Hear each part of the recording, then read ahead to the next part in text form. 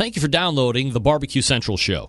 Maybe you're listening to this now because you missed the live version Tuesdays from 9 to 11 p.m. Eastern Standard Time. The BBQ Central Show is brought to you by these sponsors, which I am extremely grateful for. The Barbecue Guru, makers of automatic temperature control devices. Their website, thebbqguru.com. Big Papa Smokers, creators of some of the best rubs out there and retailer of many different grills and barbecue products. Their website, bigpapasmokers.com. Butcher's Barbecue, creators of injections, rubs, and seasonings. Their website, butchersbbq.com. Green Mountain Grills, some of the best pellet cookers out there on the market today. And their website is greenmountaingrills.com. Also by Cook Shack, some of the best industrial electric smokers out there today. Also pellet cookers as well. Their website is cookshack.com. Cookinpellets.com. If you want to fire those pellet cookers that I just talked about, visit cookinpellets.com to buy your pellets right now. Also, by the Chops Power Injector. Forget about using one needle to inject your meats. The Chops Power Injector system has 4 needles for your injecting pleasure. You can visit them at barbecuekansascity.com. That's BARBEQUE, kansascity.com. And by the Sam's Club National Barbecue Tour, you can visit kcbs.us/Sam's Tour for results, to register your team, or to see where the next event will be taking place. And by Pit Barrel Cooker, one of the most unique and efficient cookers out there in the market right now. Visit their website at pitbarrelcooker.com. And by Unknown Barbecue Accessories. You can visit them at unknownbbq.com/shop. Hi, this is Scott Greenya from Fairfax, Vermont, also known as Scott BBQ, and you're listening to the BBQ Central Show. So to get that perfect barbecue, you use wood. Are you sure it's safe? Whatever. We put the lighter fluid on, strike the match, and oh! Should we call the fire department? That might be a good idea.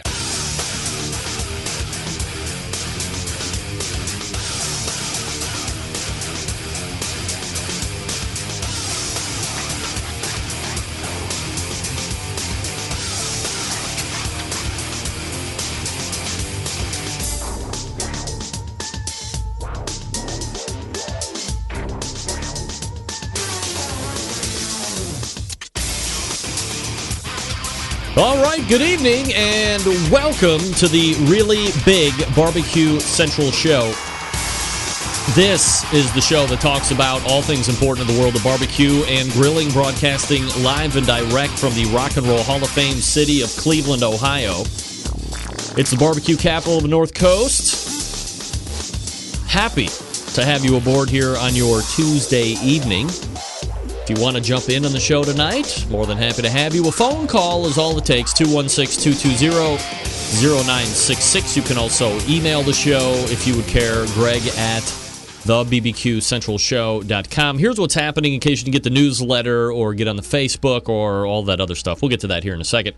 Coming up in about 13 minutes from now, the third Tuesday of the month regular guest here on this show, multiple-time author, cookbook cooking class instructor, TV show host, and BBQ Hall of Fame'er, Stephen Raichlen, lined up and ready to go.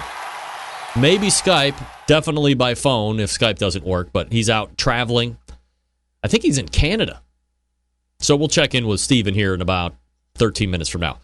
Then at 9:35, first-timer to the show, and I think, at least if my segment knowledge is correct, a drink that's always been very popular, especially day after hangover or Mother's Day on Sunday, or just get up and party because it's Saturday morning kind of a thing, but you don't want to just dip right into the bourbon at 9 o'clock in the morning. I would, personally, but other people find that to be offensive.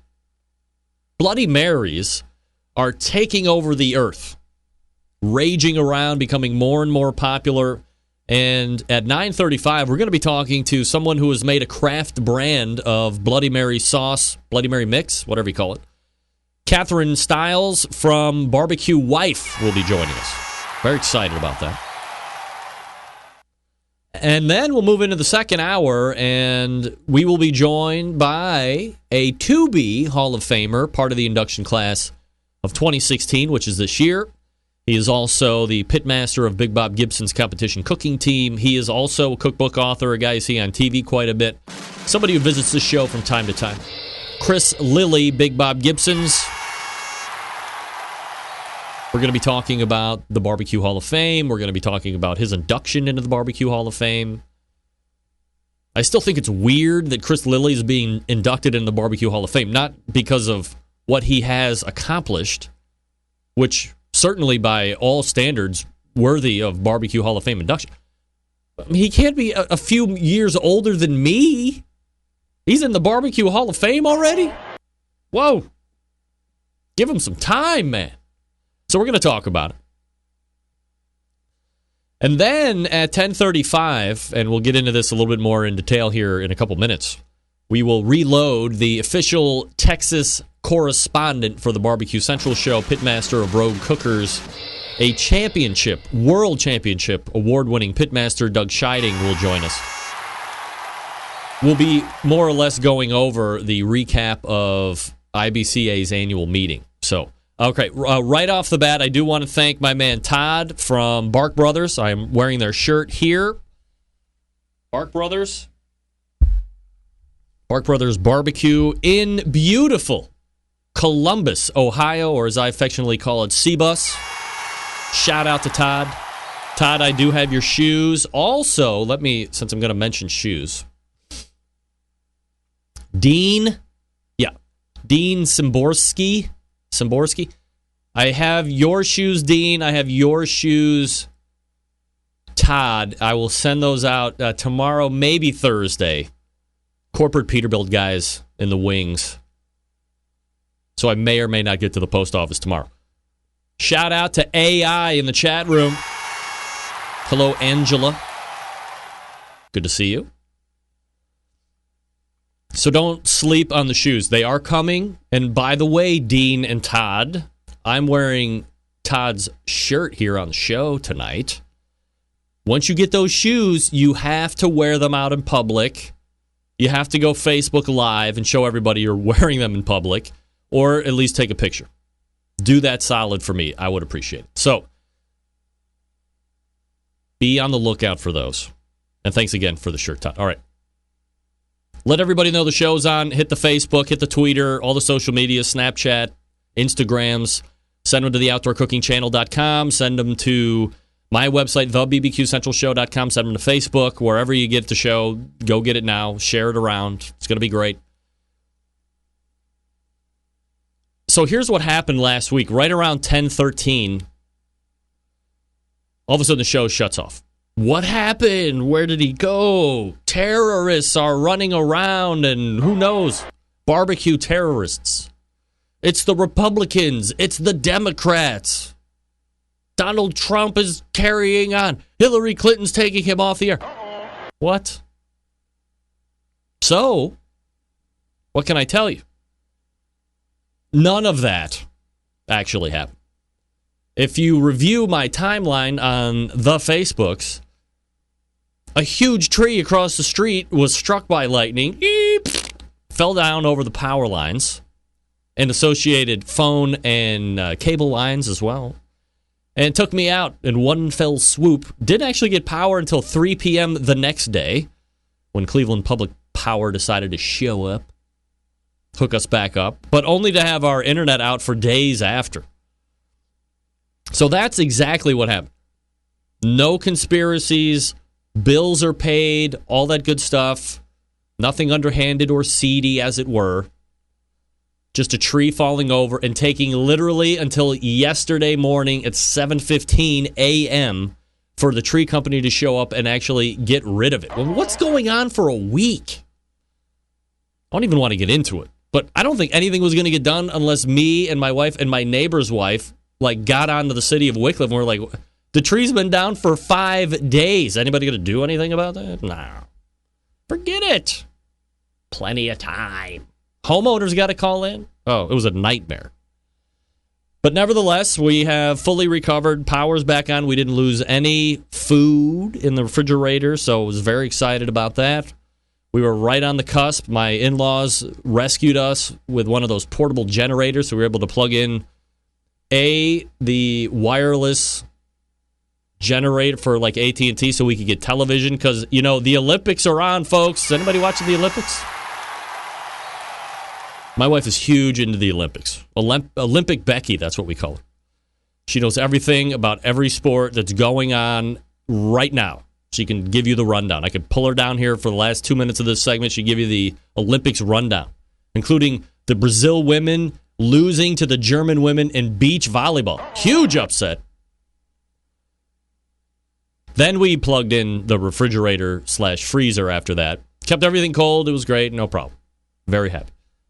Also, shout out to 17 State Brewing Company for the beer tonight. I don't know what's going on with the color here tonight. I'm like getting all blue. But I'm not sad. I'm happy. I'm excited for the show tonight. I'm very excited. I don't know if you were still checking out my Facebook page. I'll mention this again at 10 o'clock. If you follow me personally on the Facebooks, like Greg.Rempe, stop it. Unfollow me, unfriend me. I'm not going to take it personally. And then go over to the BBQ Central Show Facebook page and like it. That's what I'm going to be using to really interact with the Centralites and other people that may or may not be interested in the show in some form or fashion. It's not going to be my personal page. I think at the end of the month, I'm going to go through and I'm just going to eliminate a whole bunch of people that I don't know and just really keep it like personal page. Maybe 6 or 7 friends. Okay, I don't have 6 or 7 friends, but I'm going to keep 6 or 7 people, like it or not. Everything else is going to be over on Facebook. Because really, if I didn't have the show, I wouldn't be on Facebook or any of those social media stuff. I wouldn't do it. I'm not that interesting of a human, nor do I think I'm that interesting of a human to have the rest of you humans read my 140 characters about what I'm doing now or later or next week or posting a video or hearing me brag about my kid or any of that crap. I'm not that interesting. If it wasn't for this show, I would just be another number to you people. Swear to God. All right, Stephen Raichlen coming up out of the break. I'm very excited to see if we're going to be able to do Skype through phone. It's worked sometimes. It's worked horribly other times. The thing that works the best every time is the Chops Power Injector System. See what I did there? National Barbecue Association 2015 and 16 Tool of the Year. They come in 3 great sizes to fit your injecting needs. Let me break it down for you. The half-gallon Chops Power Injector System is the best seller currently.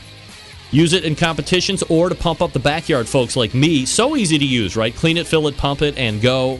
If you have just one brisket or pork shoulder to do, you don't need to fill it all the way up. Just put in what you need. It uses it all. It comes with 14-gauge needles, 2 replacement plastic needle adapters, 3 plug screws, and a needle protector. $100 plus shipping anywhere. Then you have the 1-gallon Chops Power Injector System designed for catering and bigger jobs. It holds double the amount of the half-gallon, obviously. Some use it in competitions, like when you're cooking MBN whole hog, or maybe doing 10 shoulders to get that perfect one. It comes with 14-gauge needles as well, 2 replacement plastic needle adapters, 3 plug screws, and a needle protector.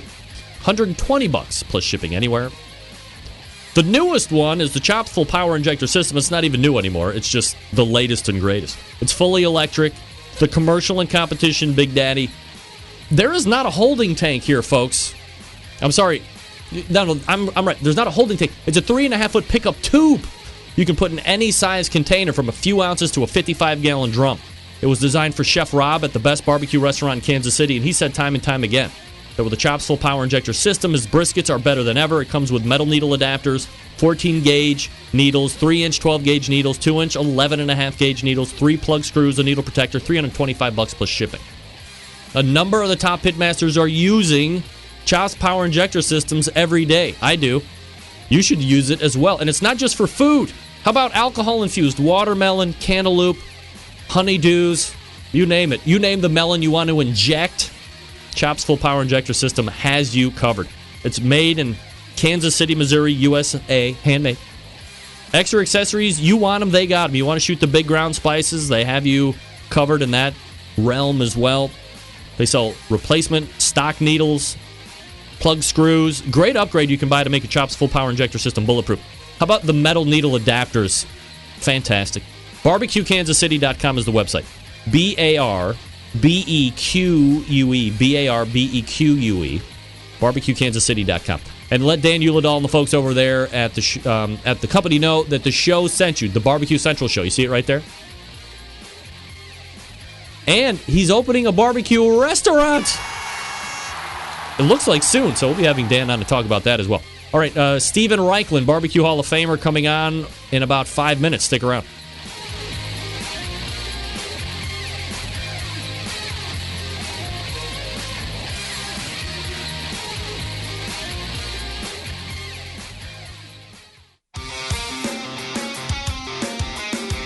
Broadcasting live from the BBQ Central Radio Network studios in Cleveland, Ohio. You're listening to the BBQ Central Radio Show. Once again, here's your host, Greg Rempe. Welcome back. This portion of the show is brought to you by the Sam's Club National Barbecue Tour. 31 cities, $500,000 in cash, eternal bragging rights to win the whole damn thing. This weekend, Sam's Club barbecue tour, rolling into South Windsor, Connecticut, a local qualifying event. To keep up with the Sam's Tour, to see where the next event will be, you can visit the website kcbs.us/Sam's Tour. That's kcbs.us/Sam's Tour. All right, well, we'll just see how this goes. My first guest is seen here on the show the third Tuesday of each month.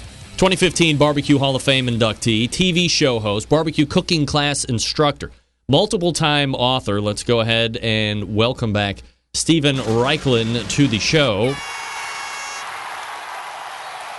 Where are you, man? I am in Montreal, Quebec. That's as I've gotten to know you informally over our chats here, that's like one of your kind of stomping grounds, right? Yeah, I spend a lot of time here. I have a couple of TV shows here. In fact, I was here shooting this week, and it's an awesome place. For the folks that have never been, and no surprise to you, right, Stephen, not culturally diverse, not overly well-traveled. The farthest west I've been, I believe, is Indianapolis just this past year for volleyball. So from a cultural standpoint, obviously you associate Quebec with, like, French Canada. How does it differ? And you've been to both places, right, a lot. So how are they both the same, and yet how are they able to diversify themselves from one another? Well, first of all, they are both the same in that they both, French is the French is the official language here in Quebec. It's quite extraordinary, actually. Canada was settled by the French. Quebec, the province of Quebec, the cities of Montreal and Quebec City are French-speaking cities, but they're in North America. So it's a little bit the best culture from both worlds. Stephen Raichlen joining me here on the show. Do you find that there is a particular dish of the nation out there?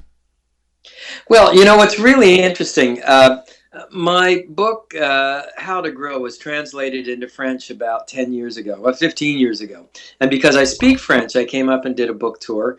And that led to more books. It led to a TV show. It led to many TV shows. So I actually have several TV shows up here that I do in French. That's what I'm here for now. We taped another one. We did a little sort of French barbecue university. But when I first came here, everybody loved grilling, but they kind of grilled the same three things. They burnt sausage, they burnt hamburgers, and they burnt steaks. But now there's such incredible diversity of food. I went to a restaurant last night where they've imported a Grillworks wood-burning grill, cooking lobster from Nova Scotia, incredible pork from farms. You know, there's a real back-to-the-land movement, organic food movement up here.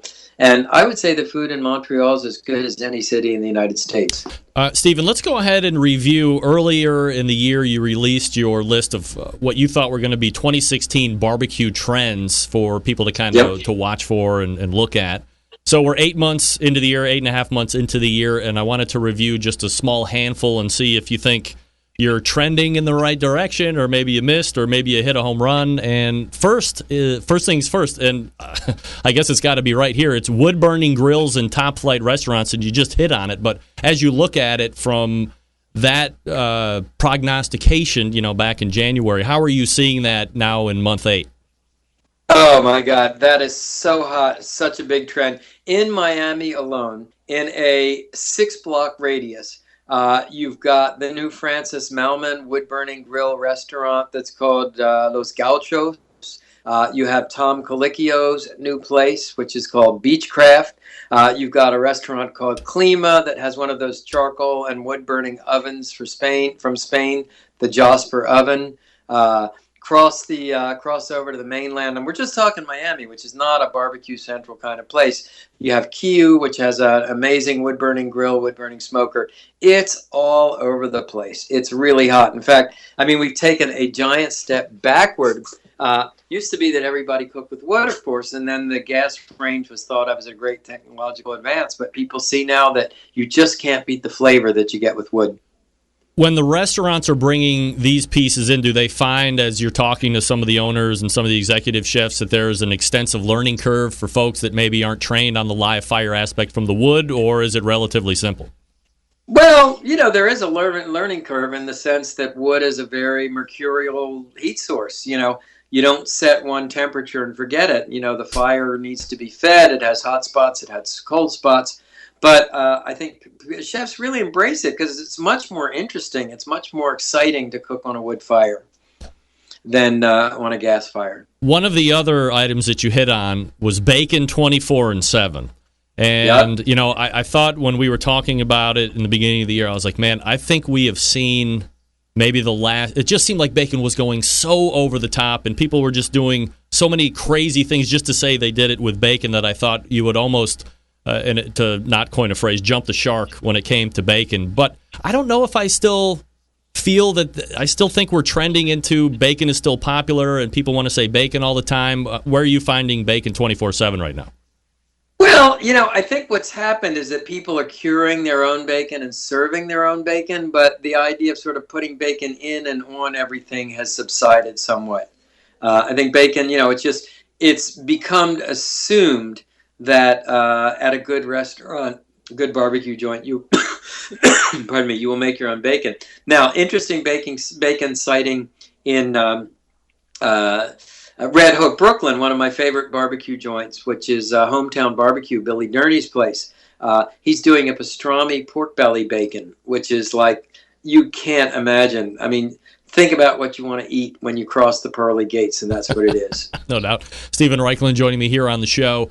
One of the other things that you mentioned and that I think has really taken a hold, and I'm seeing it on social media and I'm seeing it on television more and more, is the emergence of what we call the lesser-known steaks, the flat irons and so forth.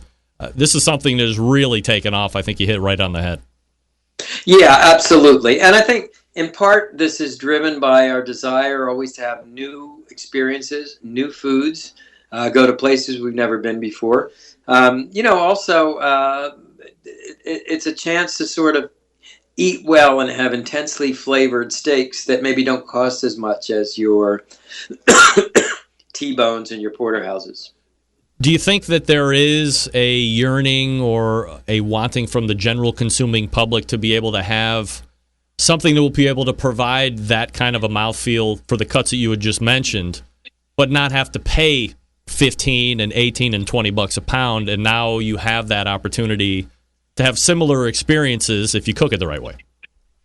Yeah, and cook it the right way is a very, very important, because a lot of these cuts are fibrous, and if you blast them with heat, too high a heat, they'll just become tough and rubbery. They'll become very tough. But even though these cuts are cheaper, I'm still a great advocate, of grass-fed beef, of organic beef, of heirloom pork. That's, where your food comes from matters as much as how you grill and smoke it. That's a kind of a big principle for me. And I'd rather spend more money on better meat, but eat meat less frequently. That's kind of my perspective. And I think a lot of people are following that mold. Stephen Raichlen joining me here on the show. BBQBible.com is website. Also, ProjectSmoke.org is another website for the TV show that we can talk about. And we're going to dovetail into that just for a few minutes here. I was just watching an episode 2 nights ago. You were doing, I think you were doing like a pork belly the thing that caught my eye, it was not food. It was a smoked Manhattan. So I don't think... Yeah. Look, one thing I know I'm cultured at is a variety of bourbons that have hit my palate over the last 10 years, and I've loved every single one of them. And here was a bourbon Manhattan, and the thing that I had the biggest question on is you have this, it's called like the smoking gun, right? That's right, yeah. So you pop the, looks like wood shavings in there, and you hit it with a lighter, and you start it, and it sucks the flame in. I'm not going to say what I think it almost looks like. But, it looks like a bong. Yeah, but right. It's so like smoke instead of the stuff that Bill Clinton didn't inhale. That's right. Okay to say that. Great. So you put the... We know you didn't inhale either. Never, not even once. So you put the plastic on the top, and then you're infusing the alcohol with smoke. And so the question is this in a very, very long way. Is that smoke like good smoke? Because, from now, when you learn the essence of barbecue and you hear about thin blue smoke versus white smoke, and that's dirty smoke, this, that, and the other, how are you able to determine that that's still like good smoke? That's a really good question, and it's very clean, beautiful smoke. It does not have any of that bitter flavor at all. And I think it probably has something to do with the fact that you're using sawdust, you're just using a little bit of it. There's great ventilation. It has a blower that basically pulls the smoke through the burning sawdust and out this tube. So it's very clean smoke. And in case, for those of your listeners who have not tried it, smoking gun, it's a fantastic tool. You can smoke not only cocktails, but I like to smoke butter. I smoke ice cream. I smoke sour cream. I mean, it's just amazing what you can do with a smoking gun. So with all of those other items that you mentioned, I'm sure they differ, from point to point, but are you putting them in Tupperware or some type of a holding thing and then just hitting the smoke there? And how long do you keep the smoke on each item? So what you do, you place, if you're working with a food, mayonnaise, butter, you place it in a glass bowl over ice if it's a warm day. You cover the top with plastic wrap. You insert the smoking gun tube into that bowl. You fill it with smoke. You let it rest for maybe 4 minutes. I usually do it twice, sometimes 3 times, depending on how much smoke I want. If you're smoking a cocktail, you have the cocktail in the bar shaker. You cover it with plastic. You fill it with smoke. Again, it's about 3 or 4 minutes of smoking. Is it? Would you call it a sweet smoke? I want to dwell on the smoke here, but I mean, it seems like you're really concentrating some smoke in a very short period of time. It's funny. I mean, I hadn't really thought about it, but you can do way more over smoking in a smoker or a kettle grill or an offset smoker, way more than these smoking guns. I guess they're manufactured and calibrated such a way that they just put out the right quantity of smoke. Stephen Raichlen joining me here on the show, talking in depth about smoked Manhattans. Are you a big brown liquor guy? Do you like the brown liquor? Yeah, I love brown liquor. But, another thing that I write a lot about in the book and that I love is they're liquors that are already smoked. So if you think about something like Scotch whiskey, to make Scotch whiskey, they actually smoke the malted barley. They cook it over a peat fire. And, I call that, that's real liquid smoke. Another one, mezcal, which is the cousin of tequila. That's made with fire pit roasted agave cactus hearts that are then mashed and fermented and distilled. Again, you take a couple tablespoons of mezcal and fold them into whipped cream. You've got smoked whipped cream. It's incredible. One of the other recipes that I saw, and this is maybe one of my favorite things to eat, and not normally something you would think about barbecue or grilling, lobster mac and cheese. So, yeah. What's your recipe for that and ingredients that you should really look for? Well, it's funny why we did that. Let me back up and talk about that first. But, at Barbecue University, my school in Colorado, we have a wood-burning oven. And, if you've read my books and watched the shows, you know that for me, smoking and live fire cooking, it's a very broad world. As soon as there's a live fire somewhere, that's my territory. So I wanted to come up with a mac and cheese that you could cook in this wood-burning oven. Basic mac and cheese, you make a bechamel sauce. But to make the bechamel sauce, I fry bacon first. Then in the bacon, I fry onion and... Uh-oh.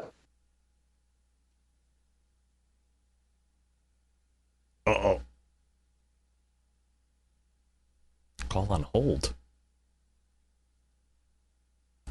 Flavor.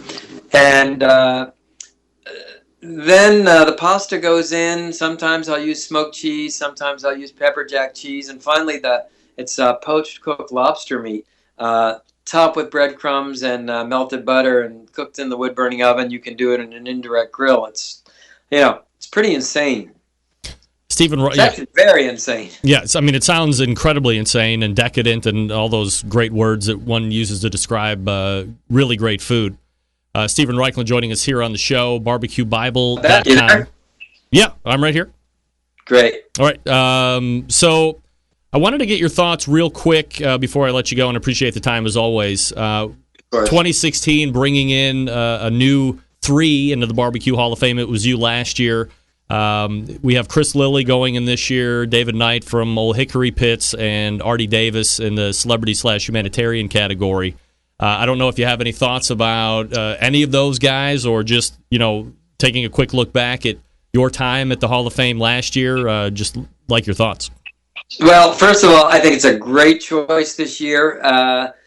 Artie Davis, longtime friend, great advocate of Great Kansas City Barbecue, author of a sauce book, brought a certain dignity to our field by wearing a bow tie and a bowler. Chris Lilly, of course, from Big Bob Gibson's, a real flagship restaurant, birthplace of the white barbecue sauce, which is pretty awesome and amazing, and the pit manufacturer. I mean, that's the impact that pit, the Old Hickory Pit, has had on the world of barbecue is just astonishing. As for my own participation, I got to tell you, it was one of the high points of my career, being named a Hall of Famer, and it just was a real honor for which I will be forever grateful. Stephen Raichlen is here every third Tuesday of the month. The website's, again, barbecuebible.com and projectsmoke.org. Project Smoke on the television right now, so find your local listings and watch, or DVR like I do, and then you can just watch them over and over again. Stephen, always appreciate the time. Thanks so much. Great pleasure. Thank you. Bye-bye. There he is, Stephen Raichlen, from Quebec, no less. Quebec? Why do I get a feeling that, much like David Hasselhoff is like a pretty big deal here in America, but he's like huge star over in Germany, that's like Stephen Raichlen in Quebec. I think he's got more shows in Quebec than he's got here in the States, and he's a pretty big deal here. BBQ Hall of Famer. Did I mention that?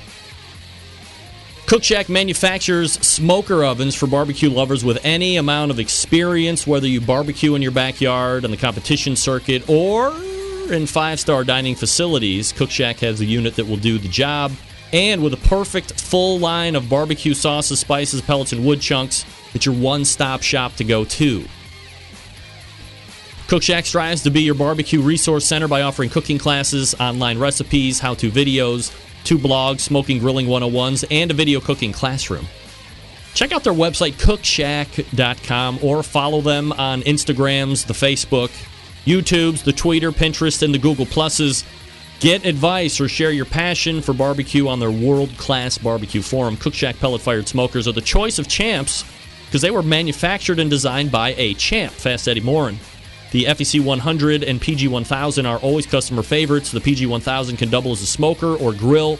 Low and slow, hot and fast. The pellet grill line gives you the most for your money. Cook Shack residential electric smokers are #1 in the industry. High quality means high durability and versatility. Anything you cook in your oven, you can make in a Cook Shack. How about that? Passion and dedication drives Cook Shack's manufacturing, with quality always being at the top priority. Get the best in barbecue since 1962. Call 800-423-0698. That's 800-423-0698. Or visit their website, cookshack.com. All right. Bloody Mary talk on tap. Stick around. We'll be right back.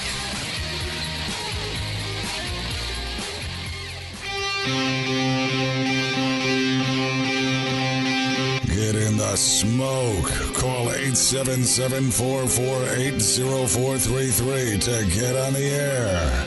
Now, here's your host, Greg Rempe. All right, welcome back. 216-220-0966. This portion of the show is brought to you by Green Mountain Grills, manufacturers of some of the best pellet cookers out there on the market today. If you're looking for a big cooker to house a lot of food, they got one for you. Medium size, small, they got you covered in all areas. They can supply you with pellets as well to fire those cookers. Check them out at greenmountaingrills.com. That's greenmountaingrills.com.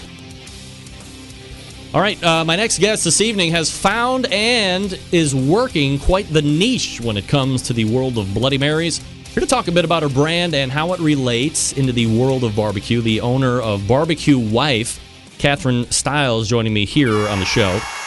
Catherine, how are you? Hi, how are you? I'm doing absolutely fabulous. Is it Stiles? It is Stiles. Okay, good. Good for me. I'm +1 tonight. Very good. Still got a long ways to go to screw something up. Catherine, appreciate you joining me. So are you a native Texan? I am. I was born and raised in Austin. All right. Not a lot of us. Are you ready for Texas to secede from the rest of the United States? It's definitely on some days. It feels that way. No doubt about it. So if you could, before we get into BBQ Wife and the Bloody Mary mix and all that good stuff, a little background about you and obviously what the connection to barbecue is. Yeah, absolutely. So my connection with the barbecue world is my husband owns a craft-style barbecue restaurant here in Austin. We opened in 2011. I was 9 months pregnant when we opened the doors to that place, and at the time I was going, why are we doing this? But it's been a lot of fun ever since, and it's been just one adventure to the next, it seems like.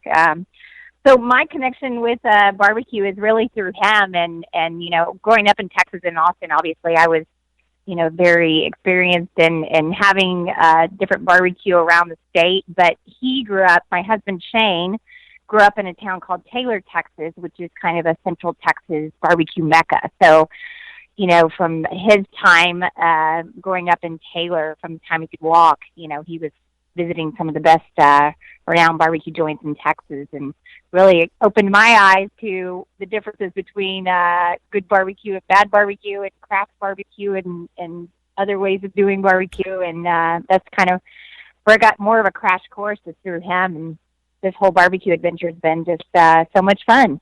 Catherine Stiles joining me here on the show. BBQWife.com is the website, BARBECUE. Check it out while we're talking here.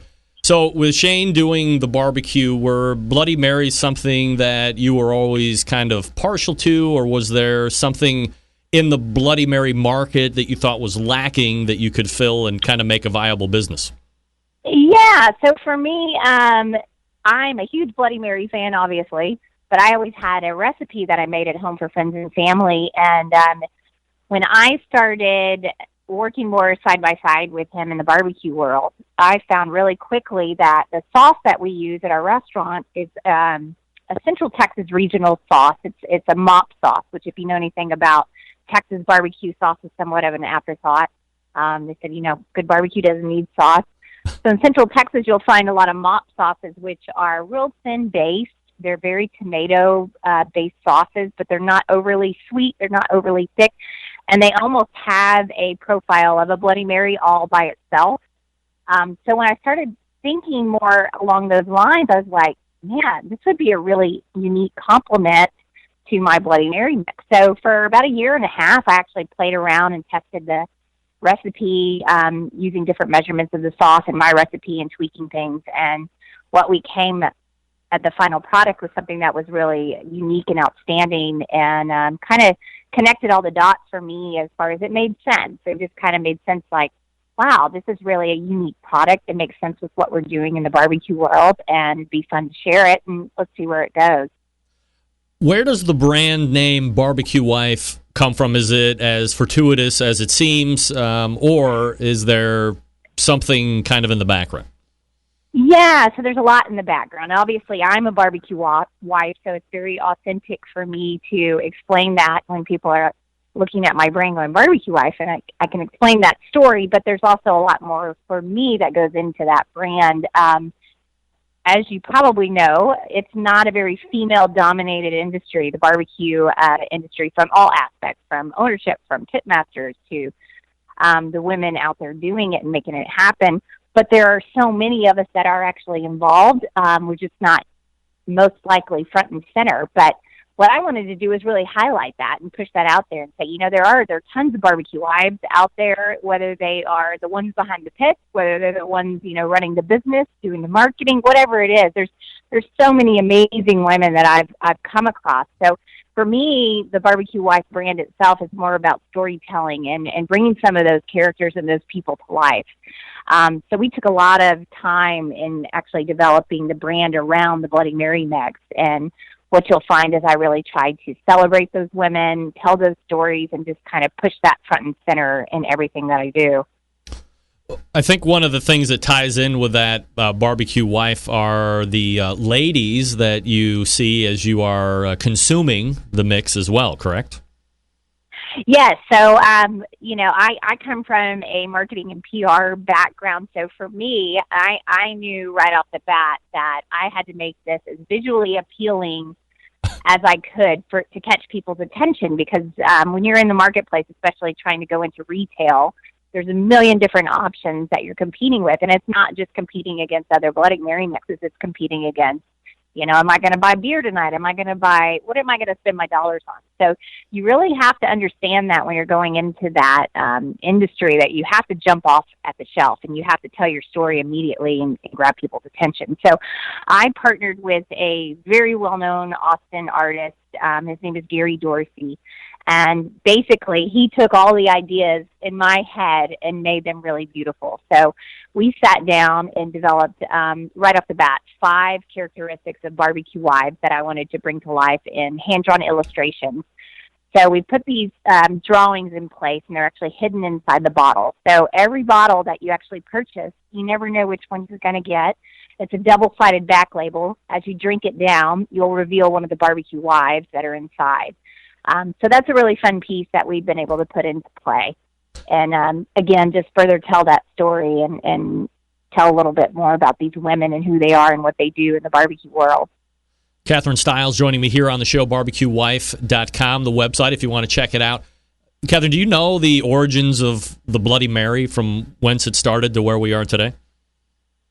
Yes, actually, and it's not an American-born drink, but that was something that was brought over from Paris years and years ago, and there's a lot of different stories and variations pertaining to that. But I think we've all adopted it. Just as in the barbecue community, there's so many different regional styles of Bloody Marys, and that was something that was interesting to me as I started developing my own. I've taken a lot of my roots in Texas, my Southern heritage, and use that in my spice blend and in the way that we mix ours and the different things that go into it. So that's been a lot of fun, because you'll find, you'll go into different markets or different parts of the country, and people definitely are particular about their Bloody Marys just as they are about their barbecue.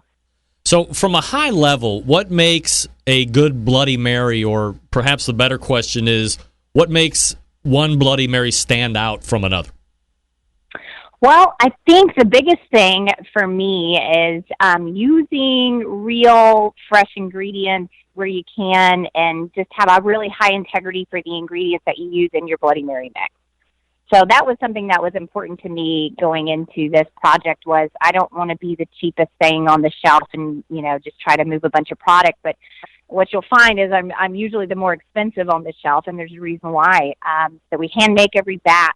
We make everything from the Worcestershire sauce to the base of the mix, the spice blend. We hand smoke our sea salt and our black pepper that go into it. So it takes a lot of time. It's essentially 4 different recipes that we combine into one. It's all hand done. So one of the things I think you should really look for when you're looking at any food product you're picking up nowadays is read the label and be educated about, the foods that you're picking up and what you're purchasing, because there are better ways to do them. And just like in the craft barbecue world, we take a lot of time in doing what we do. If you're going to do something, do it right. Do it with passion and make it your purpose. When it comes to garnish, is there etiquette? Because, look, some Bloody Marys seems like they eat more than they drink. Is there too much garnish? Or is there too much garnish line that you can cross? I think so. You know, I'm not one of those, let's try to stuff everything I can into a Bloody Mary and eat it or drink it down, whatever that is. That's not me, and I definitely don't knock anybody doing it for the shock value of it. For me, I'm a pretty traditional, you know, add a lime, add some celery. I like to do smoked meats. A lot of what I do in my garnishes, I'll do things like brisket stuffed olives. I try to tie the barbecue back into the Bloody Mary because it all works. So we do a lot of smoked sausage skewers with cheese. We'll do, you know, the brisket stuffed olives. We'll do the more outrageous ones. We'll put a rib. We'll put a beef rib. We'll put a pork rib inside it. But, you know, that's kind of where I draw the line. I'm pretty simplistic in that. I don't try to stuff it with, you know, the cheeseburger or the whole chicken or the things that you see that are kind of outrageous. How many different Bloody Mary mix flavors are you offering right now?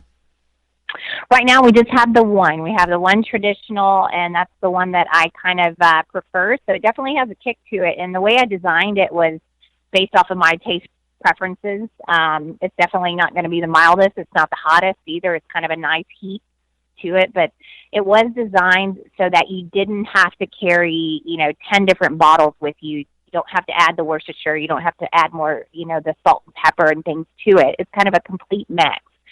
So in my house, we're a big football tailgating kind of family, and that was one of the reasons I wanted to design it that way. So you could go out to a party or go to a tailgate and just take your bottle of vodka and take your mix, and there you go, and you're ready to roll.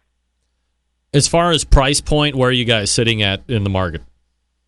Anywhere between 14 and 15. It's a 36-ounce bottle. You're going to get about 12 drinks out of that bottle. So retail, we're at between a $14 and $15 price point, depending on the retailer. All right, so I was at my local Giant Eagle, it's a grocery store up here, and I went right to the Bloody Mary aisle, and I started doing my price comparison. So, like, you know, realistically, and I'm not telling you anything you don't know. I mean, you're 2 to 3 times more in a similar 32-ounce, you know, to a Mrs. T's or whatever the hell it's called, and some of the other. And I was looking for the most expensive ones. So sometimes, especially in barbecue, there's a want to get something that is just more money. There's a Jambo Pit, it's just more money. There's this kind of rub, it's just more money. Same thing here with the Bloody Mary mixes. It's one of those things where you're like, hey, get over the fact that it's $15 a bottle and try it and then love it and shut up, or like, or what? Yeah, you know, I had no hesitation going in where, you know, it's a very expensive mix to make for me because of the handcrafted way that we do it, and we stand behind it. But for me, I didn't really ever go, gosh, I'm going to be sitting at $15, and I know the next price point down is probably around 10, and I know the leader of the category is selling at like $4.99.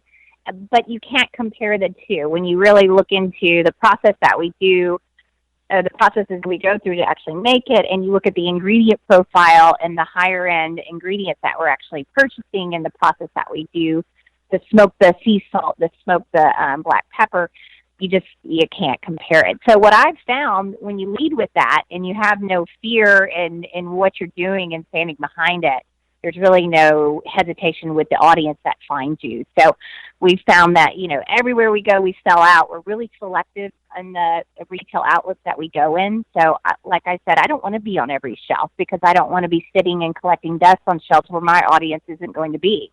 So we really vet the retail outlets that we end up with instead of going, please just put me on your shelf everywhere you can. That's not our strategy.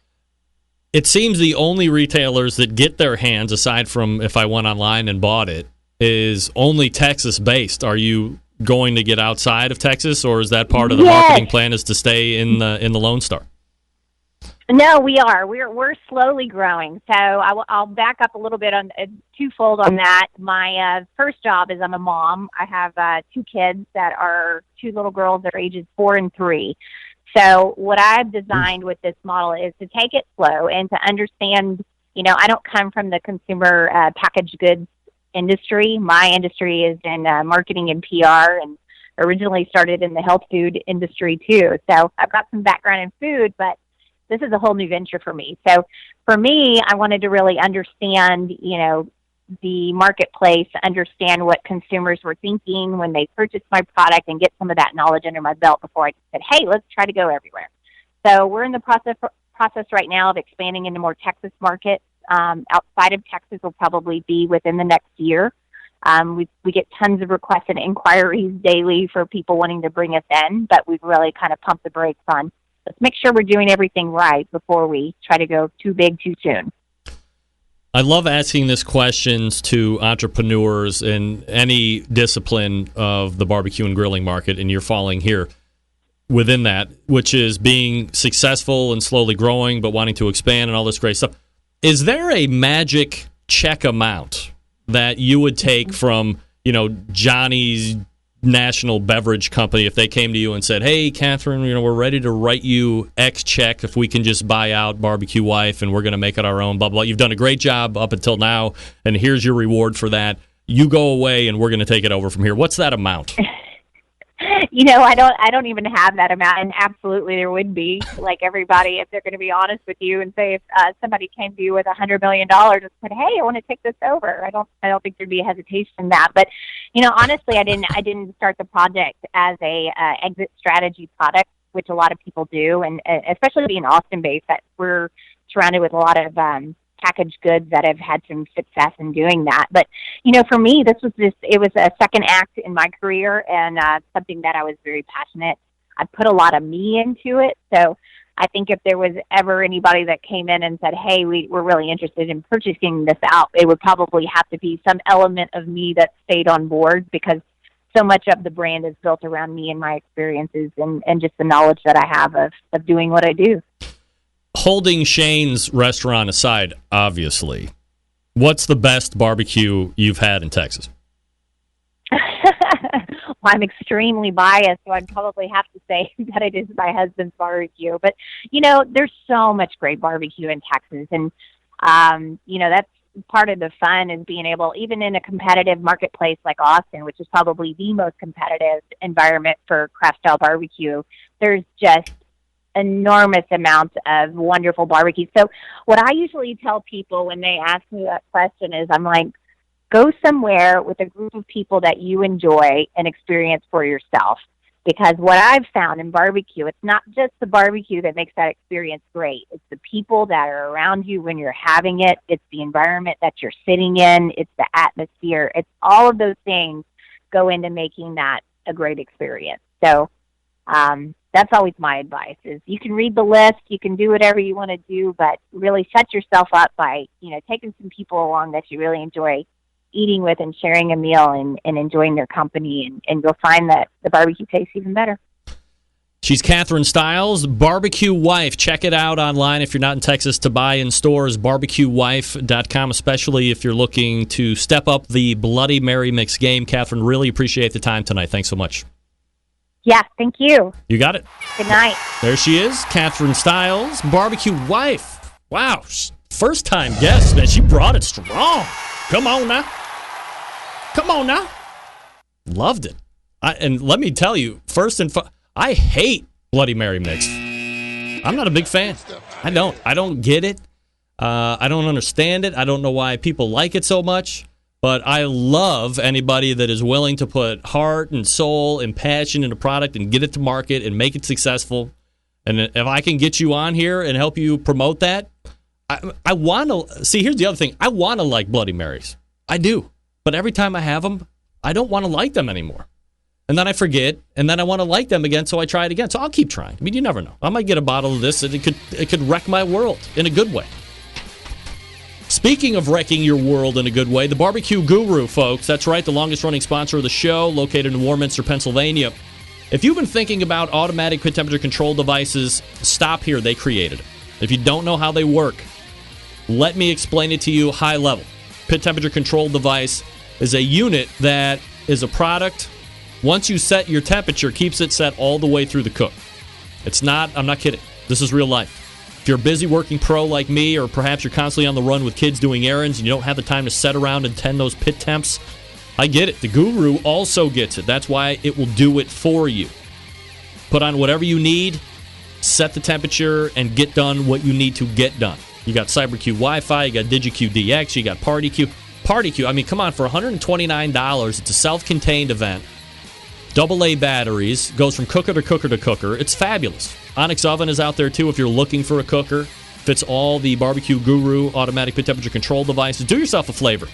Head on over to thebbqguru.com. Check out their products, and if you have any questions about what to call or what to order, call them directly. Don't wait. Don't guess. 800-288-GURU. 800-288-GURU. They'll make sure you're outfitted with exactly what you need to get you up and running right out of the box. Again, 800-288-GURU, or visit thebbqguru.com. The Barbecue Guru continues to be a breakthrough in barbecue technology. All right, we got to get out real quick. Stick around. We'll be right back. Big name interviews, advice on cooking brisket and ribs, and the only host willing to share his honest opinion on all things important in the world of barbecue. It's the BBQ Central Show. All right, welcome back. Very quickly, we'll be getting out of here. 216-220-0966, Greg at thebbqcentralshow.com. Thanks again to Catherine Stiles for joining me, talking about her product, Barbecue Wife Bloody Mary Mix. Small batch. I mean, is there any sauce or mix company right now that is hand-making every batch? I mean, I think she said she was hand-making every batch, smoking the salt, making their own wood. How do you make Worcestershire sauce? That was a question I needed to ask that I didn't ask. How do you make Worcestershire? I didn't ask that question. My sales manager would be pissed. Did you ask all the important questions? Like what? How to make Worcestershire sauce? I didn't ask that question. I didn't. I thought it.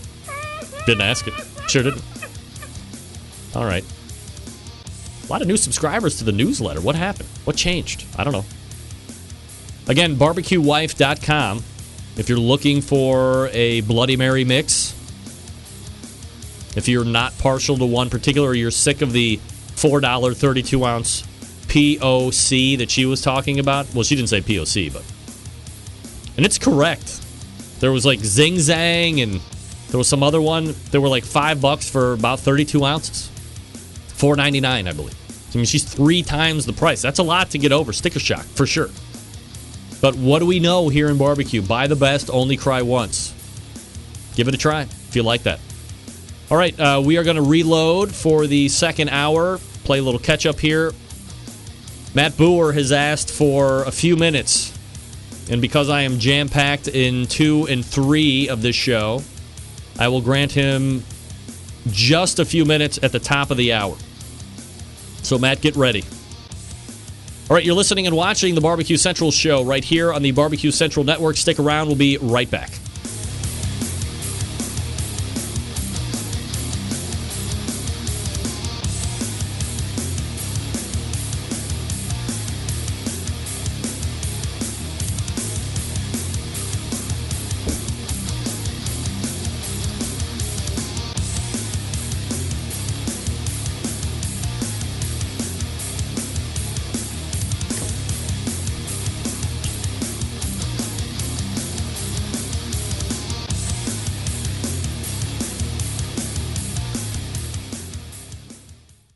This is Maddie Rempe from Cleveland, Ohio, and you're listening to BBQ Central.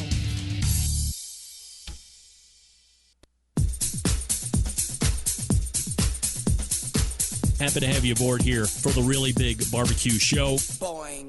We cook because we have to, and we grill because we want to. Hit me! Fine, how's it going? You have a great show. I'm a big fan. Boing. So what seems to be the problem here? This man looks like he's dead, and he's in the crackle. Charbono! It's all about the charbono, dude! Succulent fish! What? He ate 54 wieners. Oh, listen, Libertius, shut your face. I'm shaking like a dog shit peach seeds. We have top men working on it right now. Top men.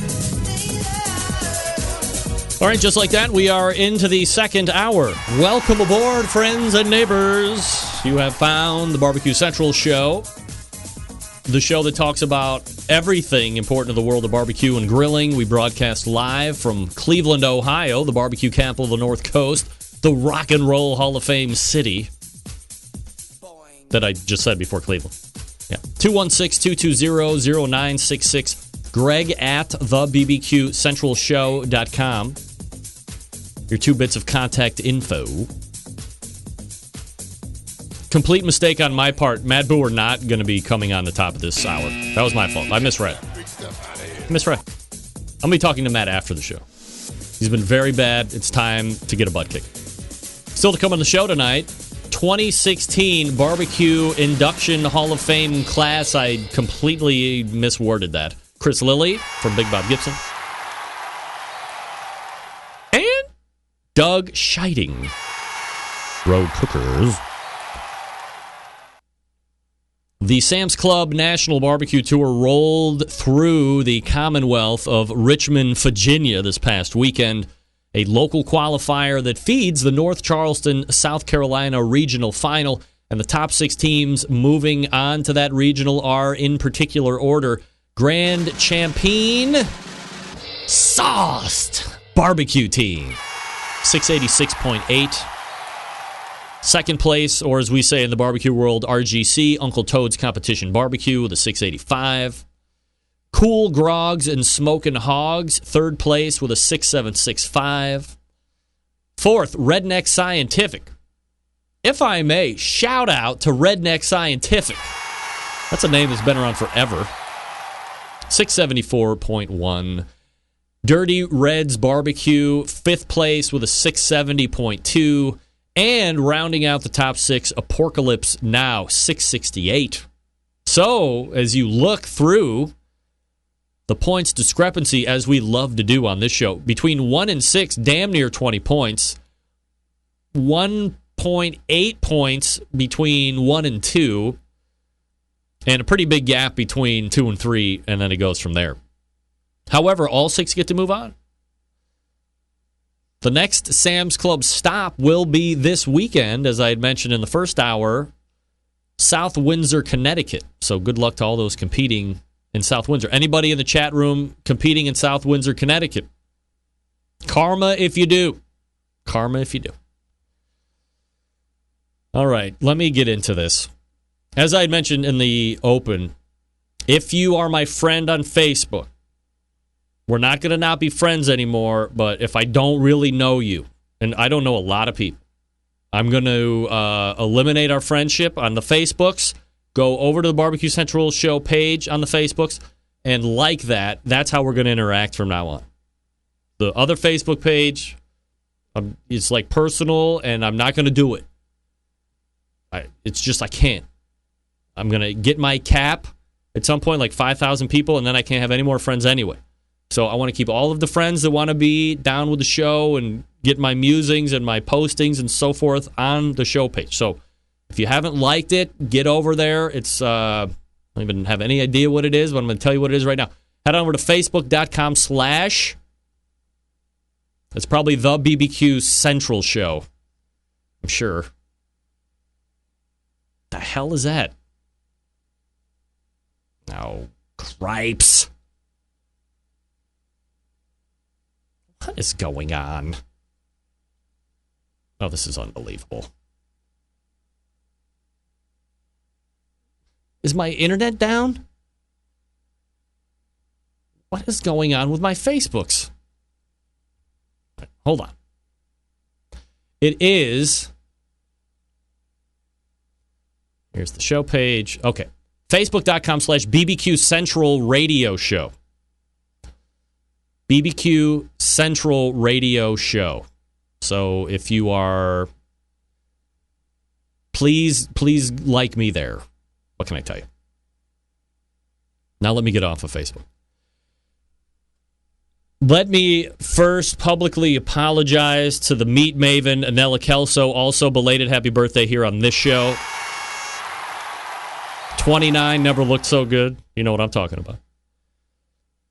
So you would recall at the end of the show last week, well, before the lightning took me out, I said, hey, Denver Cavins, the creator of Art Flame, is coming up Saturday, this coming, which would have been this past Saturday. And Anella was nice enough to send me out a couple steaks, and we were going to feature Snake River Farms, within it, because as we all know, Denver is a premier videographer. He's magic. Like, I don't know, he makes music videos and like real video, like movie type shit. So he's very adept. He was going to be bringing up another videographer as well. We're going to set up Art Flame out in the back. We were going to cook hamburgers and hot dogs. We were going to cook these Snake River Farm steaks. We were going to do eggs and pancakes. We were just going to go completely crazy on this Art Flame to see what couldn't we cook on it. We're going to put it to the test.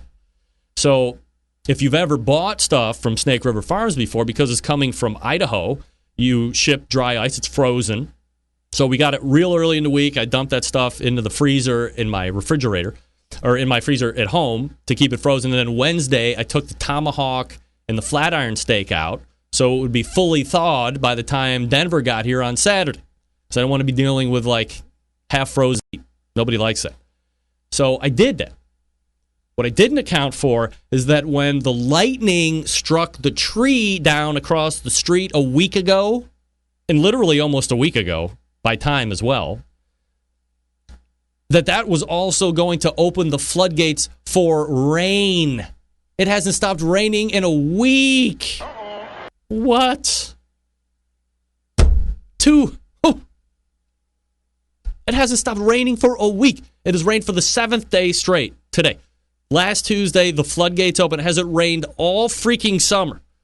It's been the face of the sun, the breath of hell wherever we have gone over softball season. And the first weekend that I have to take advantage of a really cool new cooker with some prime-ass meat. Not even prime, I mean prime-ass in the great time, but like the Wagyu-style beef. Rain F's it all up. Friday night, late. Denver and I are like on the bat phone. I'm like, 98% chance of thunderstorms tomorrow, all day and Sunday. He's like, what do you think? I was like, I can't have you come up here and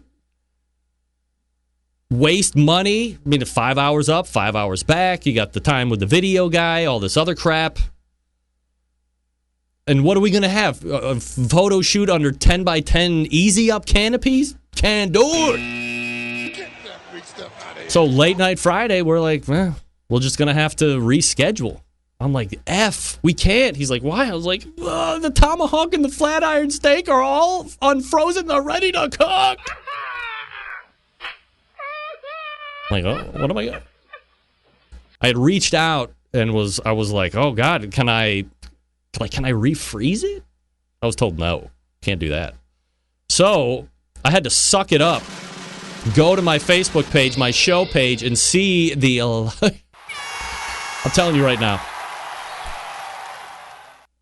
If the ham didn't do it months ago, the flat iron steak and the tomahawk Wagyu beef, so insane.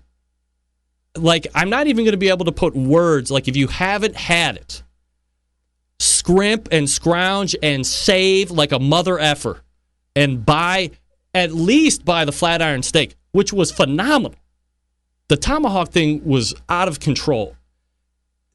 And let me put it in perspective for the wine people. The beef that I had so far overshadowed and overpowered the wine that I had, which under any normal circumstance was a more than adequate bottle of wine. A Simi Alexander Cabernet, it's like $25 bottle of wine. Easily pushes through any other steak that I've had, or pasta red sauce, or anything like that.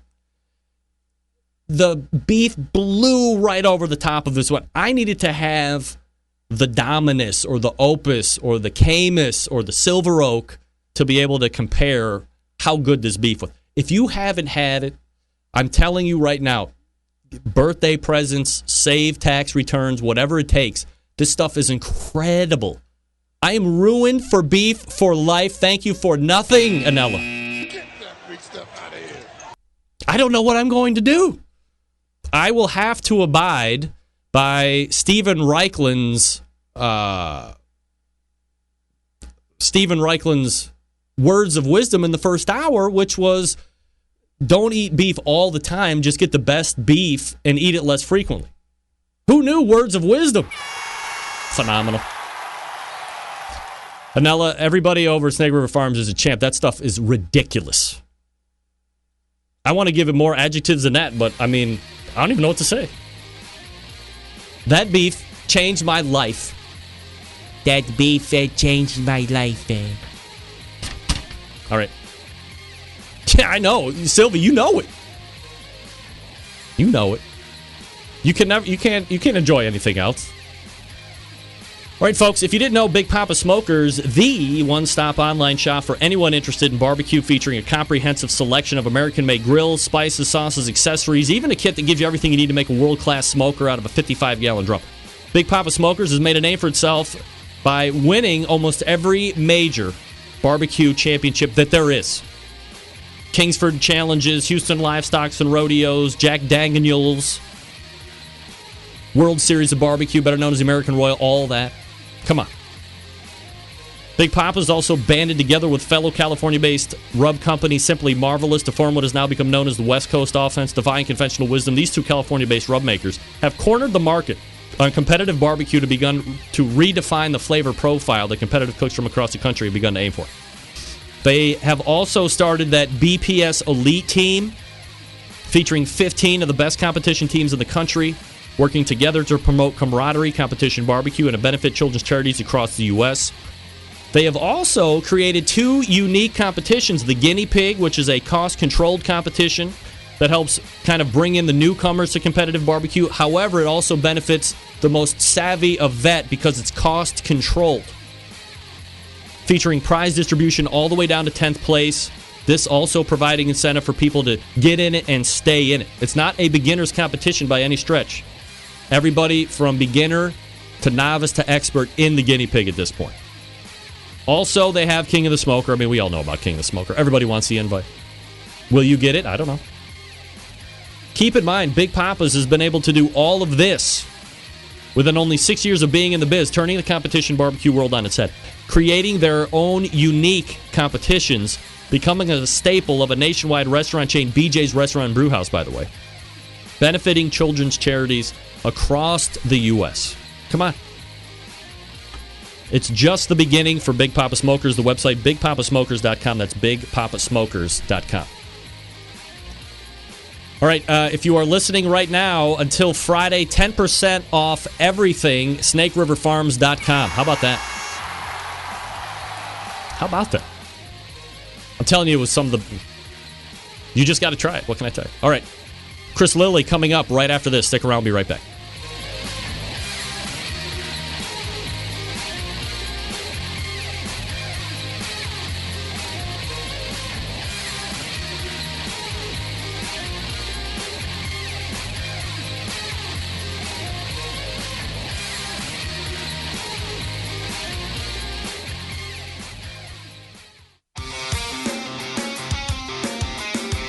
Broadcasting live from the BBQ Central Radio Network studios in Cleveland, Ohio. You're listening to the BBQ Central Radio Show. Once again, here's your host, Greg Rempe. All right, welcome back. This portion of the show being brought to you by cookinpellets.com, your number one source for quality wood pellets for all of your pellet-driven cookers. The Green Mountain Grills, the Traegers, the Fast Eddies, the Camp Chefs, the Black Olive, the Fast Eddies, the Traegers, the Green Mountain Grills, all that stuff. Cookinpellets.com, your source website. Amazon.com has it as well, so if you can't get it at cookinpellets.com for whatever reason, you can get them at Amazon. Your number one source for quality wood pellets. I mean, come on, what are we talking about here? All right. Joining me now, My first guest in the second hour, a 4-time grand champ at Memphis in May. He is also a successful cookbook author, of course, probably most well-known for keeping Big Bob Gibson's name known throughout the land of barbecue. You can also catch him on TV from time to time. Tonight, we will be diving into his induction into the BBQ Hall of Fame this year, so please help in welcoming back friend of the show, Chris Lilly. Chris, how are you, buddy? Doing great, Greg. Appreciate the invitation to join you. Absolutely. Always appreciate the time you give to the show, and major kudos coming to you. 2016, one of 3, being inducted into the BBQ Hall of Fame. And before we get into that, first things first, and I don't know if it was inevitable or not, but Myron Mixon and Jack's Old South won number 4 at Memphis in May this year, tying Big Bob Gibson's for that honor. And I think there were some folks who thought that perhaps his time to join you had either passed or was passing quickly. But this May, he knocks another one down, joins you guys with that distinction. Is it nice to have another member of that club, or is it really nice being all alone in that penthouse? It was nice while it lasted, but, Myron's strong. You're not going to hold him down forever, without a doubt. I was happy. I was happy for him to get back on stage and win another championship, without a doubt. If anything, it's just going to push me a little bit harder to hopefully work that much harder and try to get another one. But it's tough. It's tough. There's such great teams, and now you got so many teams coming over from KCBS, some great teams, cooking Memphis in May now. It's just getting harder to win every year. So without a doubt, we'll see what happens. Chris, did you think it was going to be Myron if it happened, or were there some other teams that you thought could jump up at some point and get number 4 as well? It's tough. It is. I guess, I guess Myron was due. It's one of those things, sometimes you go through droughts and you just don't get that win or don't get those calls, but Myron was due. So in my opinion, it was definitely well deserved, and it did not surprise me to see him up there getting number 4 before any of the others. You have known Myron a long time, and you see now a lot of people see you guys on TV together. You cook against him. There seems to be a lot of you and him together. How does the friendship and the competitor relationship work between you guys? If you think back, especially when we first started cooking barbecue competitions. I think I first started back in 1997, and he had started already, but he just had maybe a year under his belt or something like that. He already started having success about that time. But thinking back, the only time we ever saw each other was at competitions, going head to head, and we both were having success. And so how competitive Myron is, without a doubt. So it was always head to head. It was always him beating me, or I'd get a win, as well. And there was, some other strong teams when we were starting out, but it's really competitive. And Myron's a very competitive person, so we did not have a whole lot of time to just sit back and enjoy each other's company and hang out. I guess if anything's changed now, because I'm doing so many less competitions, and so is Myron, the majority of the time we see each other now is just on a relaxed basis. We're there either doing television or they're just, having fun, enjoying each other's company. So I guess our relationship's changed over the years, without a doubt. It's less competitive because we're cooking head-to-head, less against each other. Chris Lilly joining me here on the show, BigBobGibson.com, the website, if you want to check it out here while we're talking. So this year, you join him and a host of others being inducted into the BBQ Hall of Fame. I guess from a high level, Hall of Fame and anything, highest honor, what does it mean to you to get that nod this year? I was absolutely thrilled. It was a shock to get that phone call, out of the blue, and when they announced it. So I'm really thrilled, and I'm going to go to Kansas City this year. I'm just going to sit back and enjoy it, take it all in, and enjoy the ceremony or whatever they have planned. I was wondering if I couldn't get your thoughts on your other two inductees. One, Artie Davis, who I know you know very well, and he's got a very long and involved history with barbecue. But what are your thoughts on Artie and what he means to the industry? Gosh, Artie's been from the first moment I got into barbecue, and started doing the competitions and traveling around. Artie was there. Artie has always been there. Preaching barbecue and spreading the word, and he's there. He's a staple. He's a staple on barbecue. He's with his books and the knowledge that he's gained, but not only shared through the years with others. It was really cool to see him. It's really cool to be inducted with Artie. And it's definitely my honor, without a doubt. He's a super guy, and I'm proud to see him. I'll be proud to see him take the stage.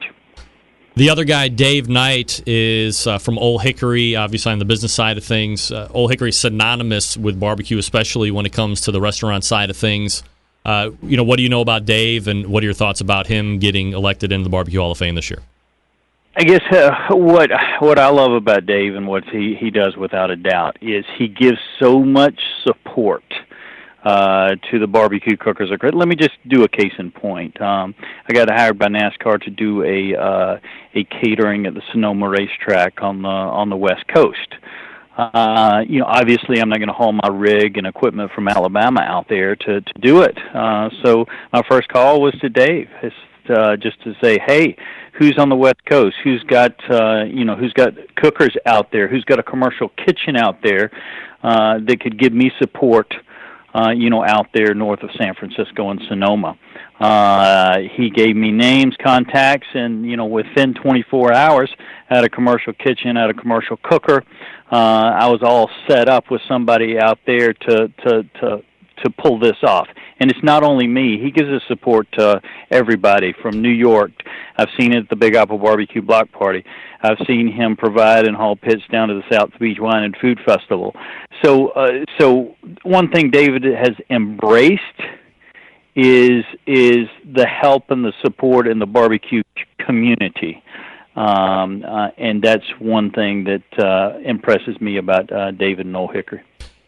And I think maybe one of the other things that doesn't maybe get mentioned a lot, or at least kind of on a general sense, is the continual evolution. If you're stagnant in any industry, eventually you shrivel up and die, or you just kind of stay stagnant and just standard, right? You're not innovating, you're not growing. He's kind of been the antithesis, is that it hasn't always been the same cooker. He's been innovating new cookers. He's been bringing new cookers to market. Kind of a testament to not just being somebody in the industry, but somebody that has grown with the industry as well. Yeah, without a doubt, and he listens. Just think of how many cookers or things that he's doing with other pitmasters that have come with him, with ideas on hey, what if we did this? He's got different models that take in that inspiration from other people. So it's not just this is my cooker. It's the only way to do it. It's the right way, and that's it. It is, I've got my ear to the ground, and I'm willing to change with the times and change with other people's ideas. Chris Lilly joining me here on the show. All right, so let me go full dick mode here for a second, Chris, and I apologize. But, you got it, my friend. I'm ready for it. I've been very critical of the BBQ Hall of Fame over the past few years. And I think there are some inherent flaws in how it's done. Not necessarily, not the people who have been inducted. I want to make that first and foremost very clear. All well-deserving, aside from one of the guys that got inducted very first. However, having the categories seems very weird to me. And you happen to be a great example to help me kind of make this argument. You should absolutely go into the BBQ Hall of Fame as a pitmaster. You're a 4-time Memphis MMA world champion, aside from all the other grand championships that you've amassed over your competition career. So, no question about that. However, you should go in also as a celebrity and humanitarian. You do a lot of work with Big Bob Gibson's in the restaurant. Everybody knows you, celebrity from the TV side of things, so you got that covered as well. And you should go in as a business guy, too, because, again, of Big Bob Gibson's restaurant. So Do you have a preference of which category you go in as, or regardless, is Pitmaster the one everybody really wants to go in as? Well, me personally, I would rather be inducted as a Pitmaster than the celebrity or a business guy. I guess that's my first love in barbecue is the AMs, the early mornings, the learning the art with the old school guys when I first started, at Big Bob Gibson. So that's without a doubt, and I'm glad I was inducted, as a Pitmaster. As far as the categories, gotcha. I guess my biggest concern with the Hall of Fame, and I'm a new guy, I'm a new boy. I'm going to jump in there and I'm just going to listen and I'm going to see what they have to say and get all the ideas behind it, before I, break into my own opinions. I will tell you this though, I came in the barbecue through the restaurant side, and less through competition. I was in the business in 1991, and I didn't do my first competition till 1997. So the people I looked up to, the Pitmasters I looked up to, were the guys and girls that devoted their life to barbecue. In the pits, at the restaurants, at the barbecue shacks and shanties all over the country. I guess my only concern is there are a lot of people out there. I mean, you take Tootsie at Snow's or Big Daddy at Dreamland, or even Big Bob Gibson. I mean, there's you can go down the list. There's probably 15, 20, 30, 40 Pitmasters. I mean, real Pitmasters out there who have devoted their life to cooking barbecue and mastering the art that really haven't even been mentioned. So I guess I want to go in there and just listen and really let them define to me what is this barbecue Hall of Fame. Is it more sort of the competitive side of it, or I mean, there's a lot of people out there that are deserving. When you say Barbecue Hall of Fame, seems like to me there is a lot of people out there that should be included that have not been. And in that regard, I think I am in it way too soon. All right, so great dovetail there. I completely agree with everything you said. And so let's back out of this conversation just for a sec. Doesn't it seem weird that we are talking about Chris Lilly being inducted into the Barbecue Hall of Fame, prime of your barbecue career, both in the business world, and in the competition scene, and now you're getting that honor that folks like in football and baseball and all these other sports wait for after they retire, and then 5 years past that, from a non-biased point, high level. Kind of weird, right? Hey, I hope you're right. I hope my best years are to come in competition and with the restaurants, without a doubt. So maybe that's the case. I hope so. But I feel I'm still loving it. I'm still enjoying it. I've got my two sons in the business now. So I think I'm at a point in time in my life where absolutely still got a lot of barbecue left in me. I've got to teach these guys not only how to cook in the restaurant every day and put out fantastic food, but also, get them out on the circuit and get them traveling around the country with me, doing some on-site caterings and some corporate jobs and stuff like that. So it's a great time in my life to share what I've learned with my children and turn Big Bob Gibson's Barbecue into a fifth-generation family-owned restaurant. Do your kids know who Chris Lilly is? Like, do they get it? I think they do a little bit. I'll go back to a story that I was in Colorado skiing with the family one day, and we went to this little restaurant, and we're walking out, and the guy behind the bar starts screaming, Chris Lilly, and starts saying Big Bob Gibson Barbecue and hollering and stopping me and calling to all his staff and everything to come out. So it was one of those weird situations where it really open my kids' eyes and drop their mouth that there are a lot of barbecue fans all over the country. So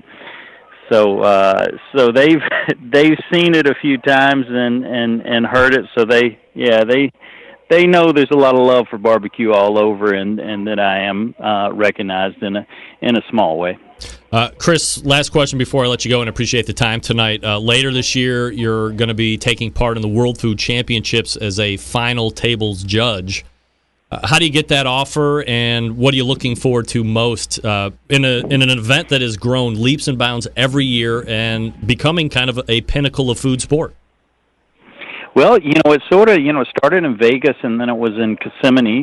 This year, it happens to be in Gulf Shores, Alabama, at Orange Beach, and that's in my backyard. That's Alabama right there. So I'll travel the length of the state, going down there. So I don't know if it was because I live here in Alabama and they wanted somebody here, but gosh, I'm excited to taste not only the barbecue but the other categories they have. The World Food Championships intrigue me, and if I wasn't judging it, I would strongly consider going down there and cooking it, whether it be the barbecue or whether it be one of the other categories.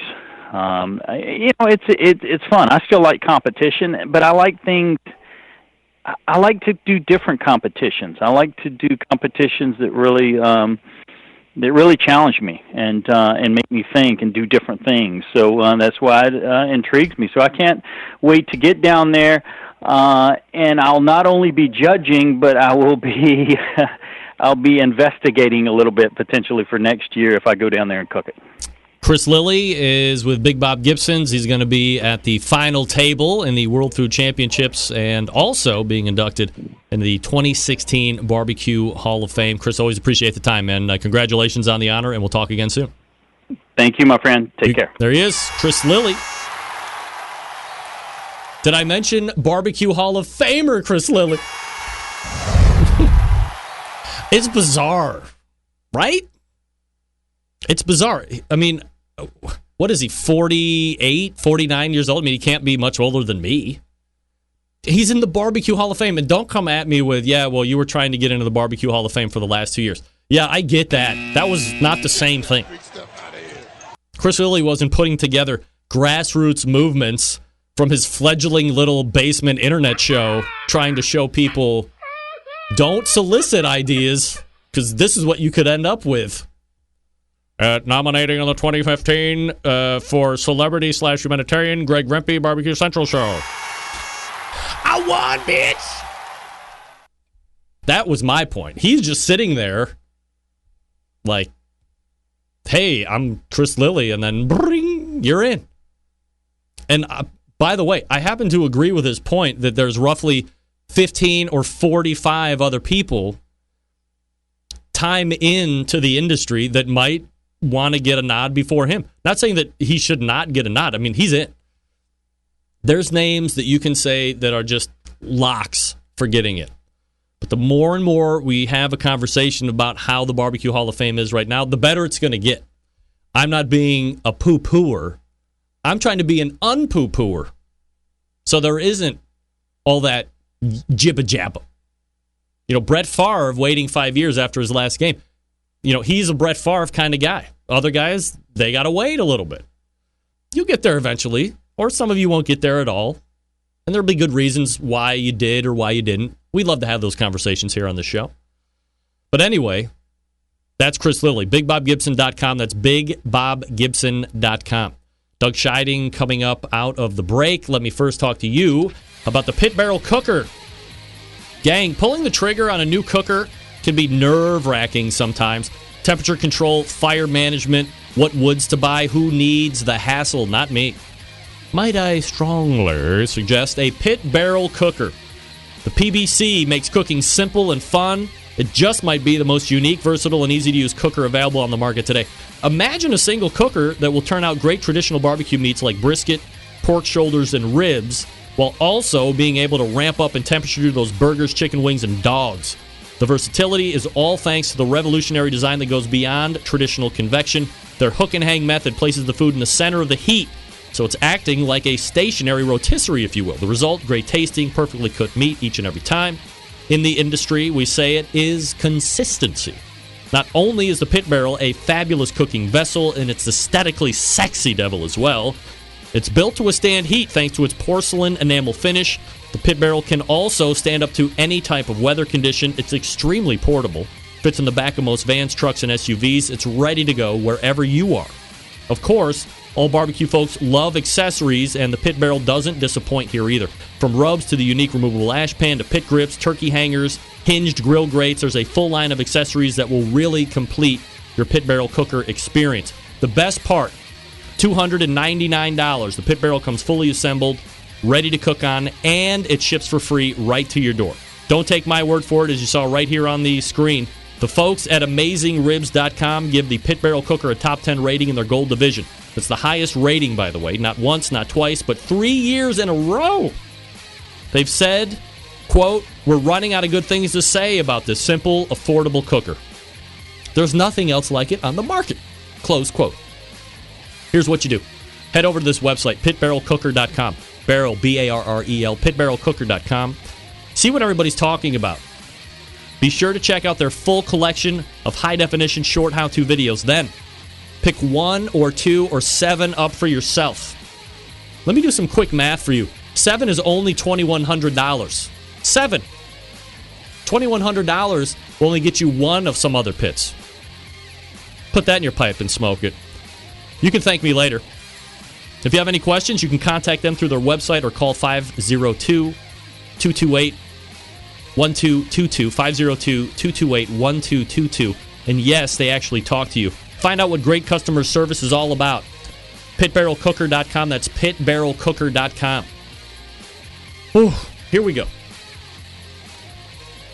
Doug Scheiding coming up to break down IBCA and barbecue trends and so forth. Stick around.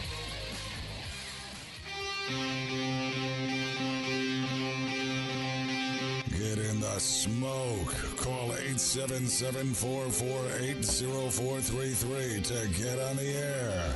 Now, here's your host, Greg Rempe. All right, welcome back. This portion of the show being brought to you by Unknown Smoker Accessories. Purveyors of made in the USA stainless steel barbecue and smoker lid hinges, barbecue accessory hangers, rocket hot chimney grillers, and heavy-duty aluminum foil dispensers and spice racks. These fine products from Unknown Smoker Accessories keep your gear where it needs to be, at arm's length and ready for battle. Visit unknownbbq.com/shop today. That's unknownbbq.com/shop. Use promo code REMPE, R-E-M-P-E, for 10% off your entire order. There's a theme going on. 10% off your entire order. Same thing with Snake River Farms. Hey-o. All right, joining me now is your official BBQ Central Show Texas embedded correspondent, always ready to take the face of danger whenever needed. Doug Scheiding joining me here on the show. What's up, Dougie? Hey, Greg. How are you tonight? I am doing absolutely fabulous. Let me switch over here. Kind of tough to follow a Hall of Famer, Chris Lilly. Why? You're a Hall of Famer in our book, Doug, and you know it. Let me get this screen all set up here. There you are. All right, so a couple of different places we're going to be running to tonight here, Doug, and I appreciate the time that you give the show as always. The IBCA annual meeting was held 2 weeks ago now, I guess, or week before last, this past weekend. 91 members in attendance, another handful of spouses. So let's say, 150 to 10,000 people there. What do you think the overall mood and outcome of this annual meeting was? And is it like one of the biggest ones ever? Yeah, I would. It was probably the most well-attended that I know about. And, yeah, you're probably right, about 140, 150 people in attendance. It lasted almost all day. Ooh. And it was a good meeting. There's a lot of changes. Craig is actually taking the bull by the horns and doing a lot of changes relative to IBCA. And so there were several big decisions that were made going forward, which will be to the improvement of the organization. All right, so here's the one that everybody wants to know about. If they heard about it on this show, they didn't end up following it. They've probably been hanging in limbo ever since. There was a motion put together to ban pellet cookers from IBCA events. And is it yay or nay? It is still allowed, thankfully. Pellet cookers passed. Oh, my. Doug was going to have to go find a new sanctioning body. Exactly. I'm going to have to go back to drums or something. But was it even close? It passed the board of directors by a vote of 11-1. Really? 11-1. Wow. So a lot of, well, I think it's safe to say in the internet anymore, the small percentage does the biggest screaming. But, from your best estimates, is it a small percentage of Yelpers, or do you think there was kind of a growing movement of, if we can get enough steam behind it, let's go ahead and take it out if we can? No, I think it was a large voice from a few people, so I don't think it really had much momentum at all. Kind of a corollary to that, the no electric devices was expanded in a rule, so that now no electric devices, proofing cabinets, or heating lamps can be used as holding devices for meat after it's been cooked. So, are we good with that? Yeah, I'm good with that. I mean, it's okay. Because you could use a Traeger to hold it at 180. Because it is cooking with wood and it's not a fully electric device. But yeah, so I'm okay with that. All right. One of the other items that I don't really know too much about is blocking of a brisket. Yes, blocking of a brisket is basically, depending on how you cook your brisket, some people trim it so that, let's say if a box is 8 inches, yep, they'll cut it down, the brisket to about 9 inches because it'll shrink up and it'll fit right into the box. Sure. Well, I'm one of the ones that I like to cook a full brisket, and I like to cook it for a long time. So when I put my brisket slices in, it actually wraps around the turn-in box. Probably aesthetically doesn't look as pleasing. So I'm very happy that they allow the blocking of briskets so that it can fit nice and neat in the box. All right. One of the other things was, I got to find it here. Is it something about a fat side up slice not being allowed, or you have to turn it in fat side up or something like that? Yeah, this is a continuation of a rule change that was made mid-year last year. All right. So what is the rule?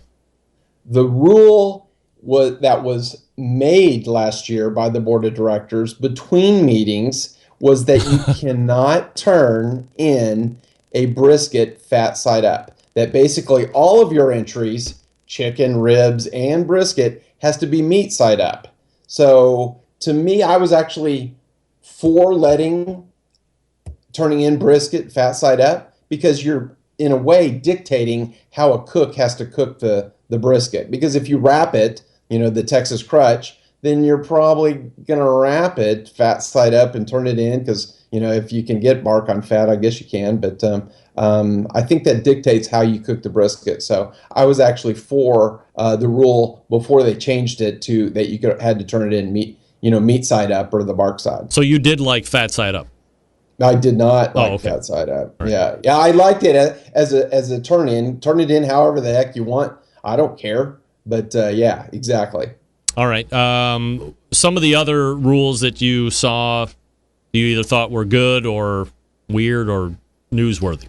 A good change, and for some of those cooks like the butcher and some that venture into Texas and cook IBCA, if pulled pork is a category, now pulled pork, instead of in Texas, pork had to be pulled. That was the only way you could turn it in. Now you can turn it in as pulled, chunks, shredded, or sliced, but you'll have to turn in all of the same. So you can't mix, let's say medallions and pulled or like you can in KCBS, but you can turn in one of all medallions or one of all pulled, just like you had been before. So I actually think that's a good rule change. Yeah, and I think as far as KCBS is concerned, by and large, a lot of the great pork cooks are doing money muscle slices and turning it in like that, and not really mixing up a bunch of different pork. By and large, yeah. Yeah. So now, for us IBCA cooks, we can start practicing more in those cook-offs that have pork as a category. We can start practicing more cooking the money muscle as medallions. Here's a rule that I can't believe, especially being brisket heaven, USA, Texas. Burnt ends not allowed? And it was voted down unanimously, 12-0. Yes, exactly. What? Yeah. Why don't people in Texas like heaven? I could have gone either way on that, but in terms of practicing for KCBS, et cetera. But brisket as a slice, either lean or fatty. That's kind of the mentality down here. It's one or the other, and burn ends just isn't something that most people like down here. Is that so? That's just like a Kansas City thing that caught popularity and isn't necessarily something that you could deem popular from sea to shining sea. No, not down here. So when you're turning in slices for your competition, do you turn in a mixture of lean and fatty, or are teams a fatty team or a lean team?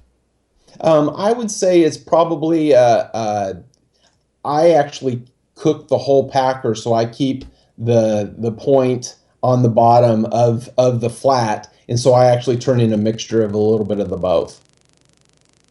So it's about 2/3 the way up the brisket if you're looking at a full packer. All right. Any other rules that transpired that you want to mention here? Probably not any other rules. There were a couple of big changes. Number one, they're going to have a dues increase, and so dues are going to increase, and that was actually a result of another rule that was enacted and voted on by the members. They're going to get rid of all the pits. So they had these pits that were kind of confusing, etc. So now instead of 8 pits, we're going to have 5 regions, and each region is going to be officially elected every year. That was the problem. Some of the pit directors were kind of anointed, so to speak, and had been there for 12 years, and there were never elections. Oh, wow. And so now there's going to be two representatives per region, and those people will have a voice on the board of directors in the same way that Craig Sherry and the other people do. The four other members.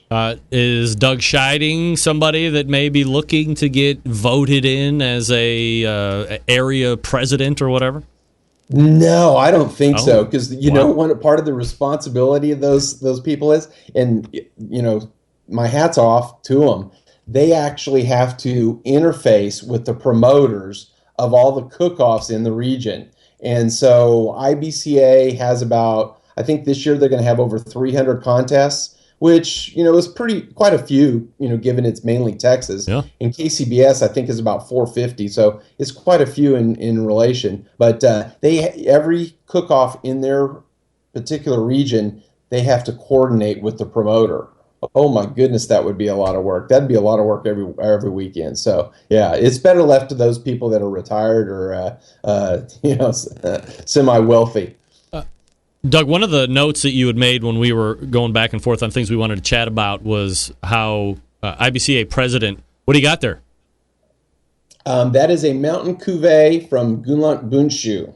It's a blend of Cabernet Merlot, Zinfandel, and a little Cabernet Franc and Shiraz. My goodness. Meritage. Wow.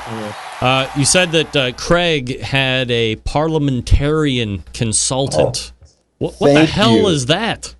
Oh, as Craig says, and it's been, last year was a little controversial, and people were bringing up Robert's Rules of Order and, having motions and making sure they were, passed correctly, and if there was any discussion and the votes and stuff. And so it got a little controversial last year. Wow. So Craig, in a brilliant genius move, hired this parliamentarian, And the parliamentarian was there, as Craig put it, to keep us redneck cookers that don't know anything but cooking and to keep us in order.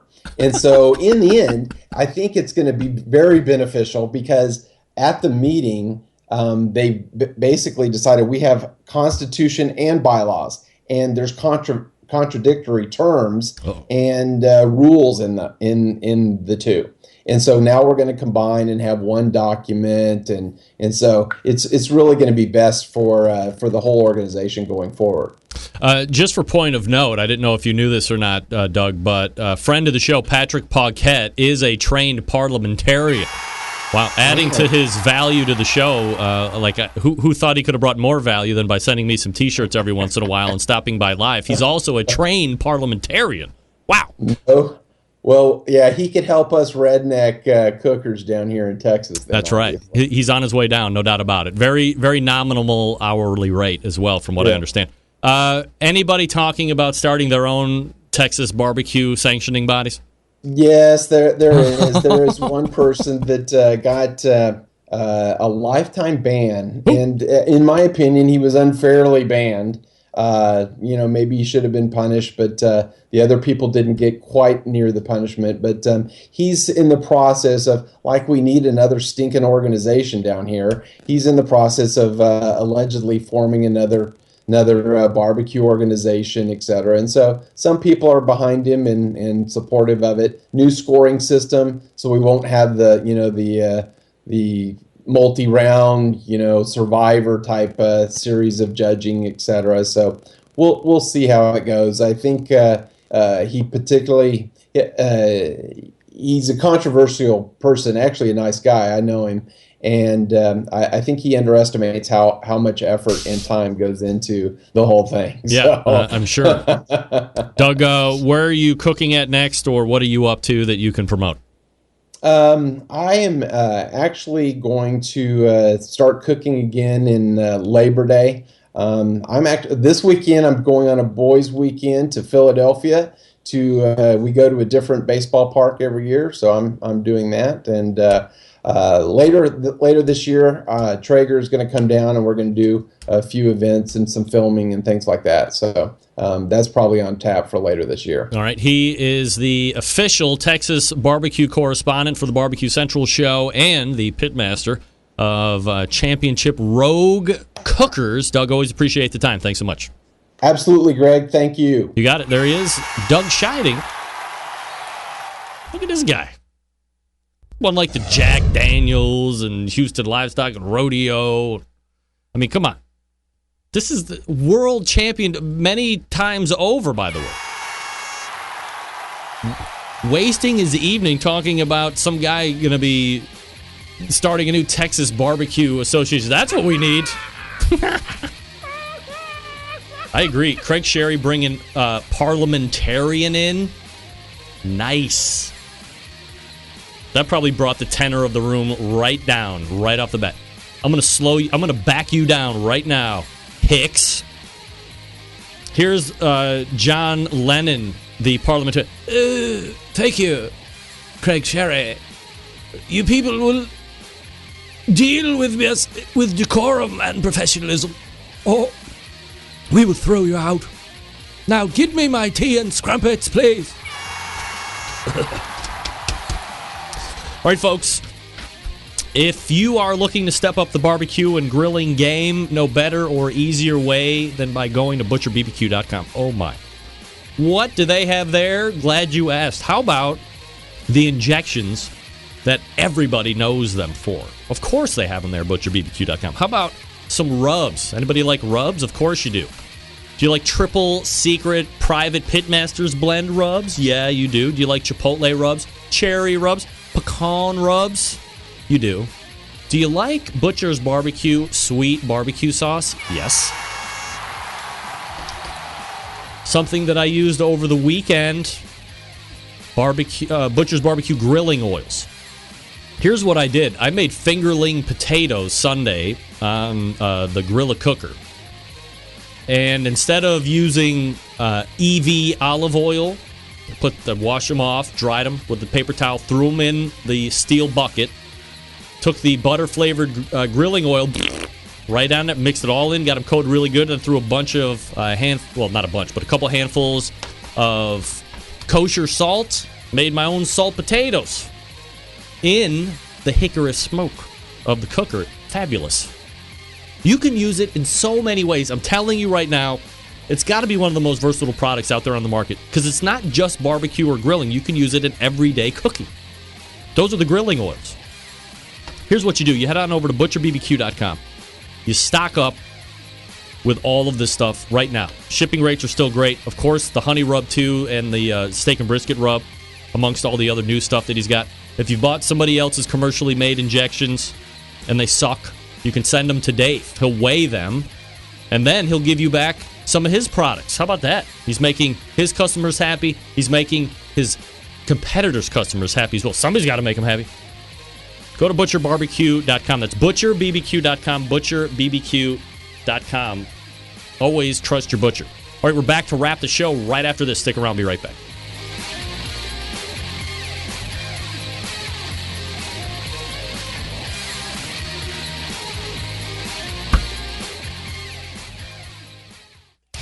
Big name interviews, advice on cooking brisket and ribs, and the only host willing to share his honest opinion on all things important in the world of barbecue. It's the BBQ Central Show. All right, welcome back.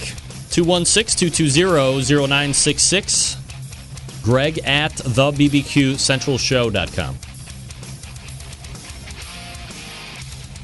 Dave, I didn't know if you knew it. Patrick Paquette is a certified and trained parliamentarian.